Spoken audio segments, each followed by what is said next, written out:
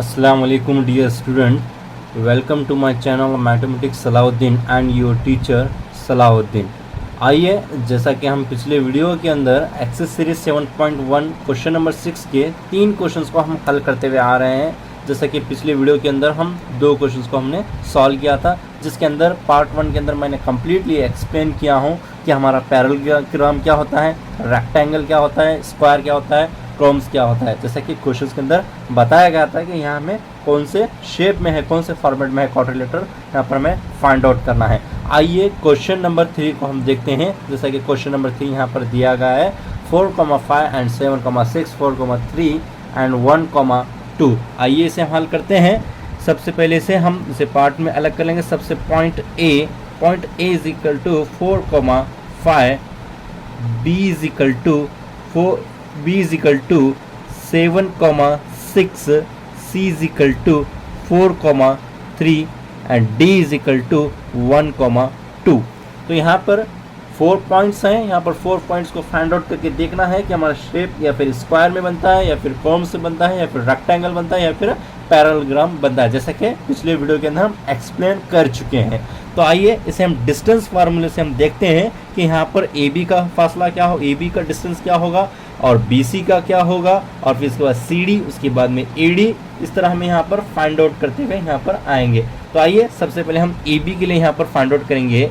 AB is equal to root, distance formula होगा हमारा यहाँ पर x2 minus x1 square plus y2 minus y1 square. अभी AB के लिए करें तो x1 4 है, y1 5 है, तो x1 is equal to 4, y1 is equal to 5, x2 is equal to B के लिए कर रहे हैं, x2 हमारे पास 7 होगा, तो y2 इज इक्वल टू 6।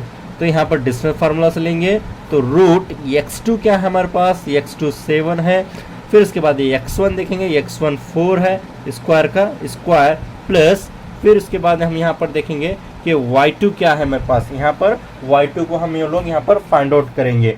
तो y2 क्या है हमारे पास, जैसे कि y2 यहाँ पर दिया गया है y2 6 माइनस, और फिर उसके बाद में y1 क्या है हमारे पास, y1 यहाँ पर 5 दिया गया है, स्क्वायर का square is equal to root 7 में अगर यहाँ पर हम 4 निकालेंगे तो हमारे पास क्या बचेगा, यहाँ पर 3 स्क्वायर प्लस 6 में यहाँ पर 1 निकालेंगे तो यहाँ पर 1 स्क्वायर यहाँ पर हो जाएगा इज इक्वल टू रूट 3 3 ज़ा 9 प्लस 1 1 ज़ा 1 होगा, तो रूट 10 आएगा।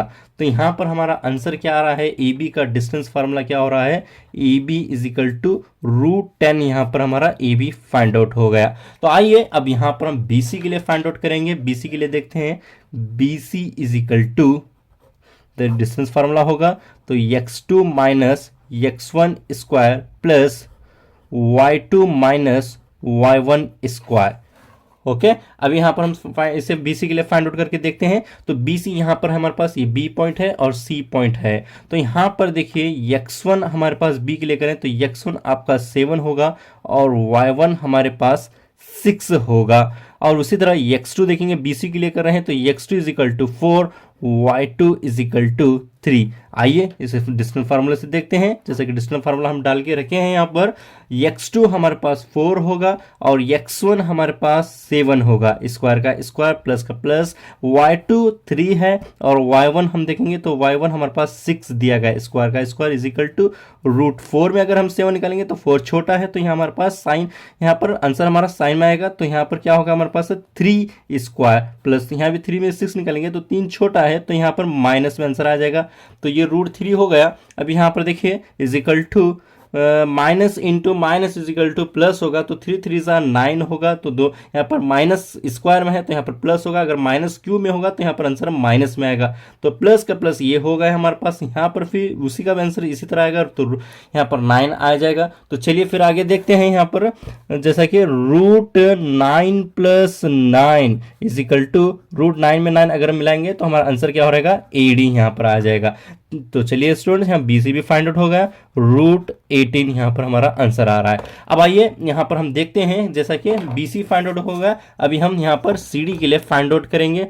सी डी को हम यहाँ पर फाइंड आउट करेंगे। C D is equal to, यहाँ पर भी डिस्टेंस फार्मूला डालना है, इसे बार बार फार्मूला भी डालने की जरूरत नहीं है क्योंकि मैं आपको समझने आसानी के लिए यहाँ पर फार्मूला डाल रहा हूँ। यहाँ पर सी डी के लिए फाइंड आउट करते हैं, is root x2 minus x1 square plus y2 minus y1 square. अब यहाँ पर सी डी के लिए कर रहे हैं तो सी डी यहाँ पर देखिए, सी डी आपका x1 is equal to 4, y1 is equal to 3, x2 is equal to, यहाँ पर d के लिए c होगा, d देखेंगे x2 is 1 and y2 is equal to 2। चलिए students, C D is equal to root यहाँ पर x2 क्या है हमारे पास, x2 1, हमारे पास 1 दिया गया है, ये माइनस का माइनस, x1 आपका 4 है, स्क्वायर का स्क्वायर, प्लस का प्लस, y2 क्या है 2 है। अब यहाँ पर y1 क्या है हमारे पास, यहाँ पर y1 देखिए, y1 3 दिया गया है, स्क्वायर का square is equal to root 1 minus 4 is equal to minus 3 square plus 2 minus 3 is equal to minus 1 square. ये होगा हमारे पास, यहाँ पर हम सी डी के लिए यहाँ पर हम फाइंड आउट कर रहे हैं, is equal to root minus minus plus होगा तो 3 3 जा 9, ये भी माइनस में है तो प्लस में होगा तो 1, रूट इज इक्वल टू 10 होगा, यानी कि सी डी फाइंड आउट हो गया। C D is equal to root 10 होगा।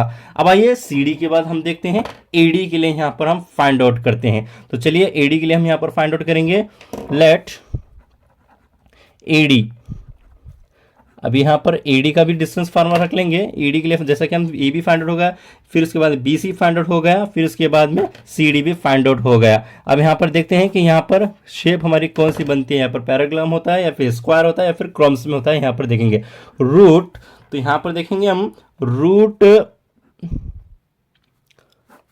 x2 minus x1 square plus y2 minus y1 square is equal to, ED के लिए हम यहां पर कर रहे हैं x1 is equal to 4, y1 is equal to 5 and x2 is equal to, ED है तो यहाँ पर डी के लिए x2 is equal to 1 and y2 is equal to 2 is equal to root. तो x2 क्या है हमारे पास, x2 1 और x1 क्या है हमारे पास 4 है, स्क्वायर का स्क्वायर प्लस y2 क्या दिया गया हमारे पास, y2 2 and y1 is equal to minus 5 square का स्क्वायर। तो यहाँ पर 1 में अगर हम 4 को निकालेंगे तो आंसर क्या आएगा माइनस 3 स्क्वायर, प्लस 2 में यहाँ पर भी निकालेंगे तो यहाँ पर भी इसका आंसर क्या मिलेगा हमारे पास, यहाँ पर भी 3 स्क्वायर आएगा इज इक्वल टू 3 3 जा यहाँ पर 9 होगा तो माइनस स्क्वायर में प्लस होगा तो प्लस का प्लस, ये भी माइनस स्क्वायर में है तो यहाँ पर प्लस होगा तो रूट यहाँ पर क्या होगा रूट 18 आएगा। तो यहाँ पर देखिए स्टूडेंट्स ए बी और सी डी हमारे पास इक्वल आ रहे हैं, ए बी और सी डी इक्वल आ रहे हैं, जबकि बी सी और ए डी हमारे पास यहाँ पर क्या आ रहा है आंसर है इक्वल आ रहा है, जिससे यहाँ पर हिसाब जाहिर होता है कि ये एक रेक्टेंगल यानी कि पैरेललोग्राम शेप ले रहा है। अब तो यहाँ पर हमें ये फाइंड आउट करना देखना है कि हमारे पास क्रोम्स क्या आते हैं, यानी कि यहाँ पर हमें यह देखना है कि AC और BC भी फाइंड आउट करके देखना है कि अगर वहां पर इक्वल आते हैं तो हमारा फिगर क्या क्रोम्स बनता है या फिर रेक्टेंगल बनता है। देखेंगे यहाँ पर देखिए रूट ए तो हमारे पास फाइंड आउट हो गया, ED हमारे पास यहाँ पर फाइंड आउट हो गया है। आइए इसके बाद हम देखते हैं AC को एक फाइंड आउट करके देख लेते हैं यहाँ पर कंफर्म के लिए। AC is equal to x2 minus x1 square plus y2 minus y1 square. Okay, अब यहां पर देखिए AC के लिए हम फाइंड आउट कर रहे हैं तो यहां पर x1 इज इक्वल टू 4 होगा, y1 इज इक्वल टू 5 होगा, x2 is equal to AC के लिए है तो x2 हमारे पास 4 होगा और y2 इज इक्वल टू 3 होगा। तो देखिए रूट x2 है हमारे पास, x2 हमारे पास यहाँ पर क्या है 4 माइनस x1 क्या है हमारे पास यहाँ पर, ये भी 4 है, स्क्वायर का स्क्वायर x2 हो गया हमारे पास, x1 भी हो गया। अब आइए यहाँ पर देखते हैं प्लस y2 क्या है आपके पास, y2 3 है और यहाँ पर y1 को आप यहाँ पर देखिए y1 आपके पास यहाँ पर 5 दिया गया है। तो चलिए यहाँ पर रूट 4 माइनस 4 ये पर 0 होगा तो यहाँ पर वैल्यू कुछ भी नहीं आएगी, अगर 0 है तो यहाँ पर वैल्यू भी आपकी 0 में ही निकलेगी। Minus 3 minus 5 equal to minus 2 square, root ये तो 0 होगा तो इसे 0 को हम छोड़ देंगे, 0 को 0 यहाँ पर रख लीजिए, 4 का 4 ये हो गया तो रूट 4 होगा। तो रूट 4 होगा तो इसका हमें मुरब्बी अदद है तो इसका हम जज़र लिखेंगे तो रूट 4 होगा तो यहाँ पर आंसर 2 आएगा। अब आइए AC हमारे पास यहाँ पर फाइंड आउट हो चुका है। AC क्या है आपके पास, AC 2 यहाँ पर आ गया है आंसर। अब यहाँ पर देखेंगे BC को भी फाइंड आउट करके देखते हैं कि BC आपका इक्वल है या नहीं। BC को भी हम फाइंड आउट करके यहाँ पर देख लेते हैं BC आपका क्या आता है। तो चलिए स्टूडेंट्स हम BC के लिए फाइंड आउट करके देखते हैं। BC इज इक्वल टू, यहाँ पर रूट डालेंगे, यहाँ पर डिस्टेंस फार्मूला लेंगे हम, x2 minus x1 square plus y2 minus y1 square. ठीक है, अब यहां पर हम देखते हैं कि यहां पर इसे किस तरह फाइंड आउट करना है। जैसा कि AC को हम फाइंड आउट करें, अभी BC को हम देखते हैं। BC यहां पर आपके पास दिया गया है, यहां पर देख सकते हैं स्टूडेंट्स। BC को हम यहां पर देखिए, BC आपके पास यहां पर x1 7 होगा, x1 आपके पास 7 होगा। फिर इसके बाद में y1 आपके पास 6 होगा। x2 C के लिए देखिए, x2 आपके पास 4 है और y2 आपके पास 3 है। तो चलिए स्टूडेंट्स हम यहाँ पे से फाइंड आउट करके देखते हैं। BC is equal to root x2 है तो 4 माइनस x1 है हमारे पास, x1 7 है, स्क्वायर का स्क्वायर प्लस y2 3 और y1 क्या है हमारे पास, y2 हो गया, y2 3 है और y1 क्या है हमारे पास 6 स्क्वायर का स्क्वायर। तो चलिए स्टूडेंट्स रूट 4 माइनस 4 यहाँ पर क्या होगा, -3 स्क्वायर होगा। -3 यहाँ पर स्क्वायर होगा हमारे पास। इसे यहाँ पर से ऐड कर ले हम लोग, यहाँ पर देखते हैं जैसा कि x2 यहाँ पर BC के लिए हम फाइंड आउट कर रहे थे। जैसा कि हम BC के लिए यहाँ पर देखें, BC हमारे पास x1 हमारे पास 7 होगा तो y1 हमारे पास 6 है और x2 हमारे पास 4 है और y2 हमारे पास 3 है। जैसा कि x2 हम यहाँ पर क्या लिए, 4 लिए और x1 क्या हमारे पास 7 का 7 आ गया। अब यहाँ पर देखिए स्टूडेंट्स, y2 हम यहाँ पर 3 ले लें और यहाँ इसके बाद में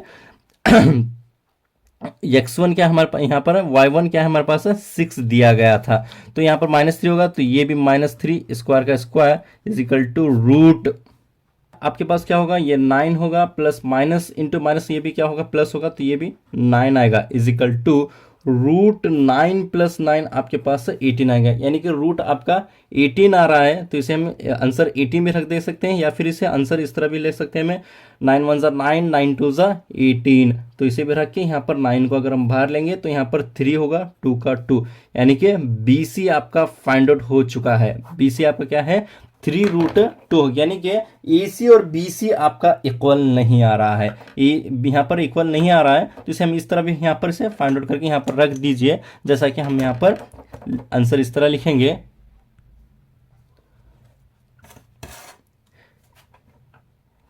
हेंस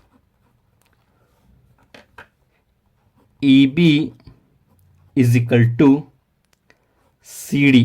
जैसा कि AB और CD हमारा इक्वल आ रहा है, AB is equal to CD and BC is equal to AD। BC is equal to AD, AC is equal to not, AC is equal to not BD। therefore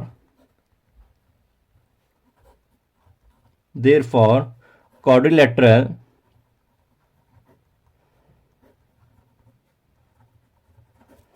ABCD is parallelogram।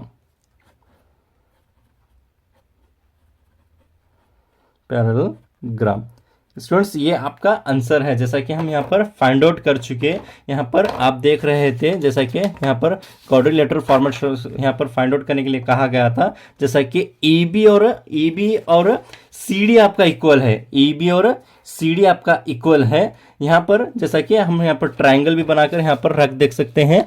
यहाँ पर हम इसका भी answer कुछ इस तरह भी यहाँ पर से फिगर के तौर भी से हमें बता सकते हैं, AB is equal to CD यहाँ पर फाइंड आउट कीजिए। जबकि AB और CD हमारे पास क्या है, इक्वल हैं। AB क्या है हमारे पास, AB आप देख सकते हैं रूट 10 है, रूट आपका 10 है, जबकि CD आपके पास भी ये भी रूट 10 है, जबकि BC को हम यहां पर देखेंगे BC √18 है, या फिर इसे